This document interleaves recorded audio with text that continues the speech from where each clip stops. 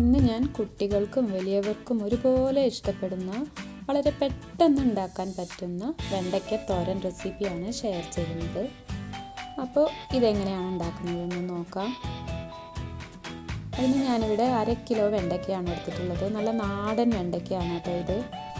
അധികം മൂത്ത് പോവാത്ത ഇളയ വെണ്ടയ്ക്ക കൊണ്ട് ഉണ്ടാക്കുന്നതാണ് കേട്ടോ എപ്പോഴും നല്ലത് ഈ തോരനൊക്കെ. അപ്പോൾ നമുക്ക് ആദ്യം ഇത് നന്നായി ഒന്ന് കഴുകിയെടുക്കാം. അതിനുശേഷം കട്ട് ചെയ്തെടുക്കാം. ഇതുപോലെ കനം കുറച്ചിട്ടാണ് കേട്ടോ നമ്മൾ തോരനൊക്കെ കട്ട് ചെയ്യേണ്ടത്. പിന്നെ ഈ വെണ്ടയ്ക്കൊക്കെ എപ്പോഴും ഒരു അരമണിക്കൂറെങ്കിലും വെള്ളത്തിലിട്ട് വെച്ച് നന്നായി കഴുകണം. അതിൽ കെമിക്കൽസ് ഉണ്ടാവും. അപ്പോൾ അതൊക്കെ പോകുന്നതിന് വേണ്ടിയിട്ട് കുറേ നേരം വെള്ളത്തിലിട്ട് നന്നായി കഴുകിയെടുത്തതാണ് കേട്ടോ ഇത്. പിന്നെ ചില വെണ്ടയ്ക്ക പുറത്തേക്ക് ഒരു കേടും ഉണ്ടാവില്ല, പക്ഷെ അതിൻ്റെ ഉള്ളിൽ പുഴുക്കേട് ഉണ്ടാവും. അപ്പോൾ അത് നമുക്ക് പെട്ടെന്ന് കാണുന്നതിന് വേണ്ടി ഇതുപോലെ ചെരിച്ച് കട്ട് ചെയ്താൽ മതി കേട്ടോ. അങ്ങനെയാകുമ്പോൾ എന്തെങ്കിലും കേടുണ്ടെങ്കിൽ നമുക്ക് പെട്ടെന്ന് കാണാൻ പറ്റും. അപ്പോൾ നമുക്കിത് കംപ്ലീറ്റ് ഒന്ന് കട്ട് ചെയ്തെടുക്കാം. അങ്ങനെ 1/2 കിലോ വെണ്ടയ്ക്ക ഞാനിവിടെ കട്ട് ചെയ്തെടുത്തിട്ടുണ്ട്. ഇനി ഇതിലേക്ക് എന്തൊക്കെയാണ് വേണ്ടതെന്ന് നോക്കാം. 2 സവാള വേണം. അപ്പോൾ ഇനി ഇതൊന്ന് കൊത്തിയരിഞ്ഞെടുക്കാം.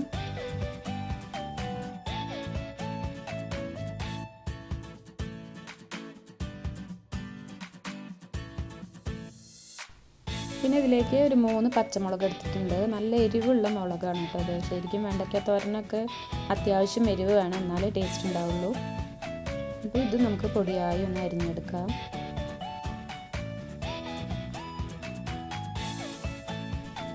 പിന്നെ ഇനി ഇതിലേക്ക് ഒരു തക്കാളി വേണം. അപ്പോൾ അതും അതുപോലെ നമുക്കൊന്ന് ചെറുതായി അരിഞ്ഞെടുക്കാം. ഒരുപാട് ന്യൂട്രീഷ്യസ് ആയ പച്ചക്കറിയാണ് ഈ വെണ്ടയ്ക്ക, എല്ലാവർക്കും അറിയാമല്ലോ അല്ലേ.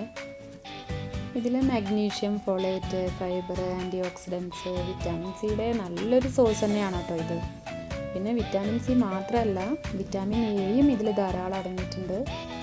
അപ്പോൾ പ്രഗ്നൻ്റ് ആയവർക്കും അതുപോലെ തന്നെ ബ്ലഡ് ഷുഗർ കൺട്രോൾ ചെയ്യാനും പിന്നെ നമ്മുടെ ഹാർട്ടിനുമൊക്കെ വളരെ നല്ലതാണ് കേട്ടോ. ഒരുപാട് ഹെൽത്ത് ബെനിഫിറ്റ്സ് ഉള്ള ഈ വെണ്ടയ്ക്ക. പിന്നെ ഇതിലേക്ക് ഞാനൊരു പകുതി ക്യാപ്സിക്കം എടുത്തിട്ടുണ്ട്. എൻ്റെ ഫേവറേറ്റാണ് കേട്ടോ ഈ ക്യാപ്സിക്കം. എല്ലാത്തിലും എനിക്ക് ക്യാപ്സിക്കം വേണം. അതിനൊരു ടേസ്റ്റ് തന്നെയാണ്, പക്ഷെ എല്ലാവർക്കും അങ്ങനെ അതിൻ്റെ ഫ്ലേവർ ഇഷ്ടപ്പെടുമെന്ന് അറിയില്ല. എന്തായാലും ഞാൻ ഒരു പകുതി ക്യാപ്സിക്കം എടുത്ത് അരിഞ്ഞെടുക്കുന്നുണ്ട്. അപ്പോൾ നമ്മുടെ കട്ടിങ്ങൊക്കെ കഴിഞ്ഞു.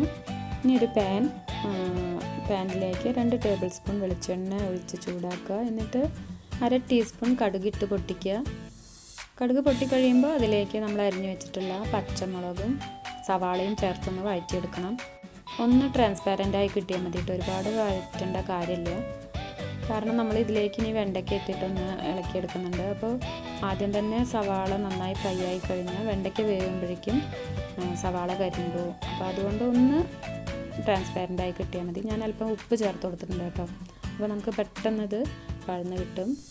അപ്പോൾ ഇത്രയും മതി. ഇനി ഇതിലേക്ക് തക്കാളിയും ക്യാപ്സിക്കവും ചേർത്ത് കൊടുക്കാം.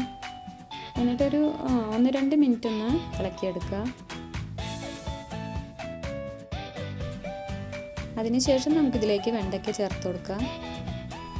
എന്നിട്ട് ഇതിലേക്ക് ആവശ്യമായിട്ടുള്ള ഉപ്പും ചേർത്ത് നമുക്ക് നന്നായി ഒന്ന് ഫ്രൈ ആക്കി വേവിച്ചെടുക്കാം. ഞാനിപ്പോൾ ഹൈ ഫ്ലെയിമിലാണ് കേട്ടോ ഇട്ടിട്ടുള്ളത്. കാരണം ഫ്രൈ പാൻ ആയതുകൊണ്ട് അടിയിൽ പിടിക്കുന്നുള്ള ഒരു പേടിയേ ഇല്ല. അതല്ല, നമ്മൾ ഇരുമ്പിൻ്റെ ചീനച്ചട്ടിയിലൊക്കെയാണ് ചെയ്യുന്നതെങ്കിൽ മീഡിയം ഫ്ലെയിമിലിട്ടിട്ട് വേണം കേട്ടോ നമുക്ക് ചെയ്യാൻ, അല്ലെങ്കിൽ അത് അടിയിൽ പിടിക്കും. പിന്നെ ഇത് നന്നായി ഇളക്കി യോജിപ്പിച്ച് നമുക്ക് വേവിച്ചെടുക്കാം. നിർത്താതെ ഇളക്കണം എന്നൊന്നുമില്ല കേട്ടോ, ഇടയ്ക്കിടയ്ക്ക് ഒന്ന് ഇളക്കിയിട്ട് കൊടുത്താൽ മതി. അടച്ചു വെക്കും വേണ്ട. അടച്ചു വെച്ചിട്ടുണ്ടെങ്കിൽ അതിൻ്റെ വെള്ളം ഇറങ്ങിയിട്ട് വെണ്ടയ്ക്ക ആകെ കൊഴുത്ത് വെന്തുടഞ്ഞു പോകും. അപ്പോൾ നമുക്കത് വെണ്ടയ്ക്ക വേറെ വേറെ കിടക്കില്ല. അതിന് വേണ്ടിയിട്ടാണ് അടച്ചു വെക്കേണ്ടതെന്ന് പറയുന്നത്. അപ്പോൾ ഇടയ്ക്കിടയ്ക്കൊന്ന് ഇളക്കിയിട്ട് നമുക്കിത് വേവിച്ചെടുക്കാം. ഇതിലേക്ക് ഞാൻ ഇപ്പോൾ കറിവേപ്പിലയും ചേർത്തിട്ടുണ്ട് കേട്ടോ. ഇപ്പോൾ ഇതെങ്ങനെ ആയിട്ടുണ്ട് കേട്ടോ. ഇതിൽ വെണ്ടയ്ക്കയിലെയും സവാളയുടെയും തക്കാളിയുടെയും ഒക്കെ വെള്ളത്തിൻ്റെ അംശം നന്നായി പോണത് വരെ നമുക്ക് ഹൈ ഫ്ലെയിമിൽ തന്നെ എടുക്കാം. ഇതിലിപ്പോൾ കുറച്ച് ഉപ്പ് കമ്മിയുണ്ട്, അപ്പോൾ നമുക്ക് ലേശം കൂടെ ഉപ്പ് ചേർത്ത് കൊടുക്കാം. അപ്പോൾ ഇത്രയേ ഉള്ളൂ നമ്മുടെ ടേസ്റ്റി ആയിട്ടുള്ള വെണ്ടയ്ക്ക തോരൻ. അപ്പോൾ എല്ലാവർക്കും ഇഷ്ടമായി എന്ന് വിചാരിക്കുന്നു. പിന്നെ നിങ്ങൾ എന്തായാലും ഇതുണ്ടാക്കി നോക്കണം. ഇതിൻ്റെ ടേസ്റ്റ് പറഞ്ഞിട്ടല്ല കേട്ടോ അറിയേണ്ടത്, കഴിച്ച് തന്നെ അറിയണം.